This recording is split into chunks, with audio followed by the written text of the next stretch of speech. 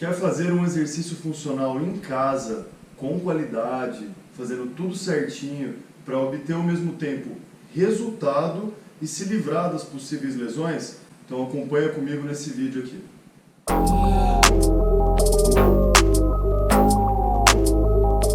E aí pessoal, eu sou o Leonardo de Paula, estou aqui com mais um vídeo sobre ginástica funcional para vocês.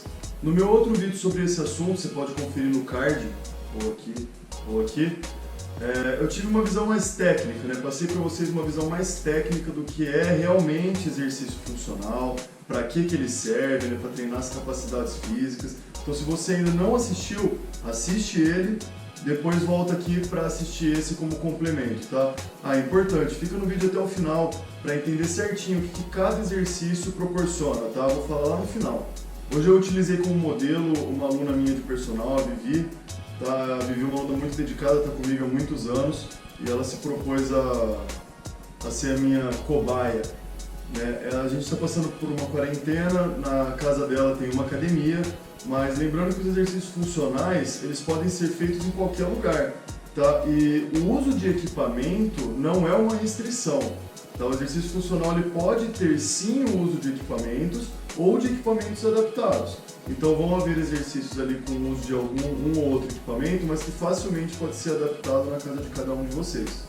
Lembrando aquilo que eu falei no vídeo anterior, né, que o objetivo do treinamento funcional é treinar as capacidades físicas e não a hipertrofia muscular em si. Porém, a gente pode potencializar ele um pouco para aumentar a oxidação da célula e aumentar o gasto calórico basal na hora do treino. Dessa maneira a gente pode sim trabalhar emagrecimento com ele. Por que não? Aliás, essa é uma das estratégias usadas pelo novo CrossFit, né, que é o que está na moda aí há uns 5, 6, 7 anos, se não me engano, mas ele tem muito do treinamento funcional e também do treinamento militar antigo, que tinha como objetivo, sim, treinamento de capacidades. Então vamos começar aqui a ver o treino da Vivi, tá? A gente está começando com o aquecimento.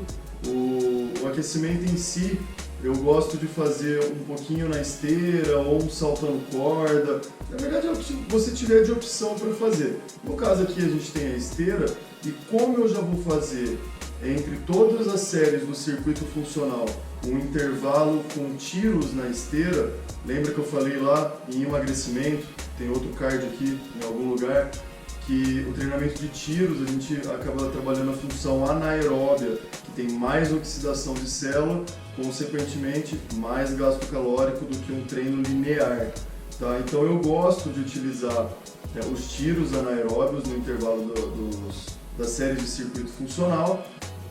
Para hoje a gente vai fazer tiros de 1 minuto forte, bem acima do limiar, e um repouso de 1 minuto caminhando leve para recuperar a parte ventilatória, tá? Então como a gente já tem a esteira aqui, a gente vai usar ela mesmo. Vamos aquecer aqui na esteira. A Vivi aqueceu 3 minutinhos caminhando bem leve para a gente começar a fazer os tiros. Então nós fazemos um total de 5 tiros no início, no intervalo dos circuitos e no final. Se a gente for fazer 3 séries do circuito funcional, que é o que a gente fez com a Vivi hoje, então serão 4 tiros, né?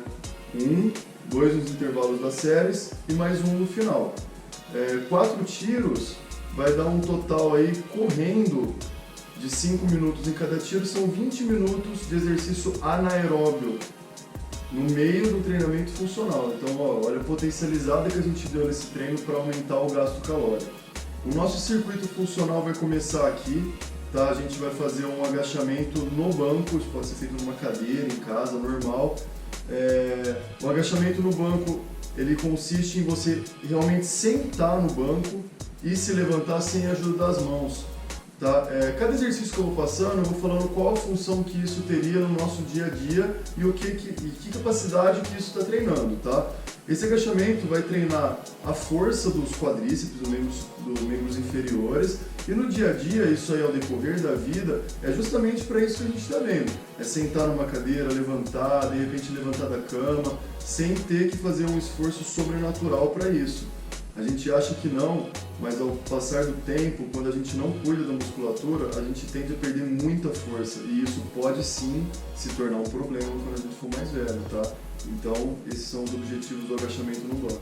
Agora, o agachamento unilateral no banco, tá? Esse agachamento unilateral, ele vai trabalhar a capacidade tanto de força do músculo quadríceps, justamente para sentar-se, levantar-se com tranquilidade, como também o equilíbrio, tá? O fortalecimento dos músculos auxiliares e trabalhar o equilíbrio da pessoa. Você pode ver que em algumas repetições a Vivi perde um pouco o equilíbrio, porque a gente já está aqui na terceira série do circuito, o músculo já está um pouco fadigado, mas esse é o objetivo. Vamos direto aqui para as flexões de braço.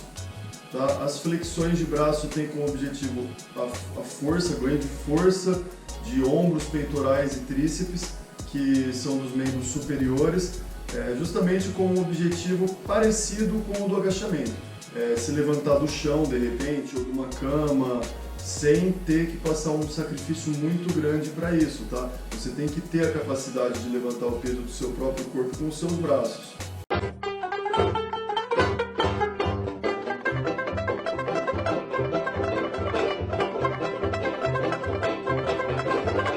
Na sequência a gente vai fazer uma prancha tocando os ombros.